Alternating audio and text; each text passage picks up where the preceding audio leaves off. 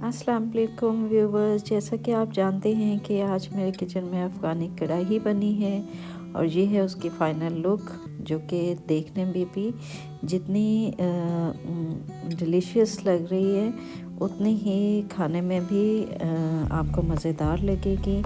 बहुत ही less ingredients के साथ, स्पाइसेस के साथ ये बनती है और जायका इसका बहुत लाजवाब होता है। तो चलें हम रेसिपी को स्टार्ट करते हैं। इसके लिए मैंने 4 अदद टमाटर लिए थे, उसको ऊपर से चारों तरफ से कट लगा के तो मैंने बॉईल कर लिया था 5 मिनट के लिए। और उसके बाद टमाटरों की स्किन को मैंने उतार लिया था। उतारने के बाद इनको मैंने ब्लेंडर में डाल के ब्लेंड कर लिया था, इसकी पेस्ट बना ली थी। अब मैंने हाफ़ कप ऑयल लिया और उसको जैसे ही गर्म हुआ तो हमने 700 ग्राम अपना चिकन का इसमें डाल दिया और इसको तब तक हमने फ्राई करना है जब तक कलर चेंज नहीं हो जाता। तो लहसुन अदरक 1 टेबलस्पून भर के डाल के मैंने इसे साथ ही हरी मिर्चें डाली बारीक जूलियन साइज़ की, और उसके साथ ही मैंने इसको अच्छे से भूना है कि लहसुन का कच्चापन दूर हो जाए। अब हम इसमें शामिल कर देंगे टमाटो पेस्ट जो हमने बनाई थी और इसको हमने अच्छे से भूनना है। इतना भूनेंगे हम कि टमाटर अपना पानी जो रिलीज़ करेंगे और इसी दौरान थोड़ा सा चिकन हमारा गलने की तरफ आ जाएगा और हमने इसको टमाटरों के साथ अच्छे से भूनना है, जिससे लहसुन अदरक और हरी मिर्चें और चिकन जो है सब स्पाइसेस एक साथ मिक्स हो जाएं। अब मैंने साथ ही इसमें हाफ़ टेबलस्पून भर के काली मिर्च डाली,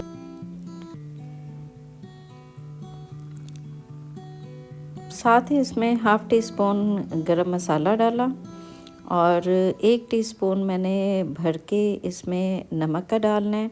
आप नमक हस्बे ज़ायका भी डाल सकते हैं और स्पाइसेस कम या ज़्यादा आप अपनी मर्ज़ी के मुताबिक कर सकते हैं। बस इन्हीं स्पाइसेस के साथ हमारी अफ़गानी कढ़ाई रेडी हो जाएगी। बहुत ही लेस स्पाइसेस के साथ ये बनती है और बहुत ही मज़ेदार लगती है खाने में। तो इसको हमने थोड़ी देर के लिए भूनना है मसालों के साथ, ताकि चिकन में इसका टेस्ट डेवलप हो जाए मसालों का अच्छे से। तो मैं भी भून रही हूँ अच्छे से।